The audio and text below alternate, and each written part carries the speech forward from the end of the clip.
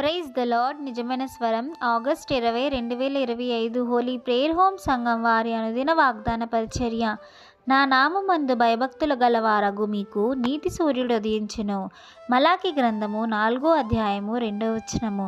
ప్రియమైన దేవుని సంగమా, మన ప్రభువైన యేసుక్రీస్తు వారు ఈరోజు మనకు సెలవిస్తున్న వాగ్దానము, నా నామమందు భయభక్తులు గలవారగు మీకు నీతి సూర్యుడు ఉదయించును. ప్రియమైన దేవుని సంగమా, ఆయన యందు భయభక్తులు కలిగితే మన జీవితంలో నీతి సూర్యుడు ఉదయిస్తాడని ఆయన వాగ్దానం చేస్తున్నారు. ఎందుకంటే రాబో దినములన్నీ మనకి దుర్దినములు.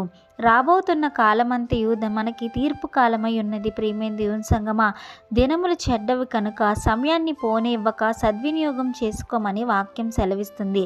మనం అజ్ఞానుల వలె ఉండకుండా జ్ఞానము కలిగి దేవుని యందు భయభక్తులు కలిగి జీవించాలని వాక్యం తెలియజేస్తుంది.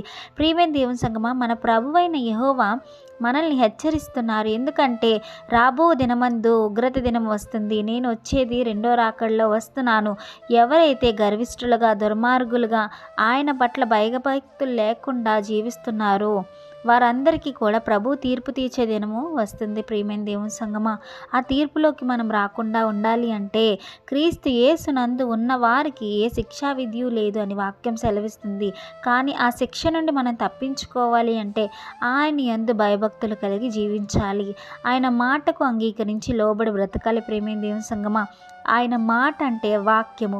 వాక్యానికి వ్యతిరేకంగా మనం ఏ పని చేయకుండా వాక్యాన్ని అనుసరిస్తూ మన జీవితం వాక్యానుసారమైన జీవితం జీవిస్తే ప్రభువైన యెహోవా దేవుడు మనల్ని ఆ నరకాన్ని నుంచి, ఆ శ్రమల నుంచి, ఆ కాలిపోతున్న మంటల అగ్ని నుంచి మనల్ని తొలగించేవాడు, రక్షించేవాడు. కనుక ప్రియమైన దేవుని సంగమా, ఇప్పటికైనా జ్ఞానం తెచ్చుకొని ఆయన యందు భయభక్తులు కలిగి జీవిద్దాం. ఈ వాగ్దానం మనందరి జీవితాల్లో నెరవేరాలని కోరుకుంటున్న వారు దైవజనులు బ్రదర్ పి. నెహెమియా గారు. God bless you. ఆమేన్.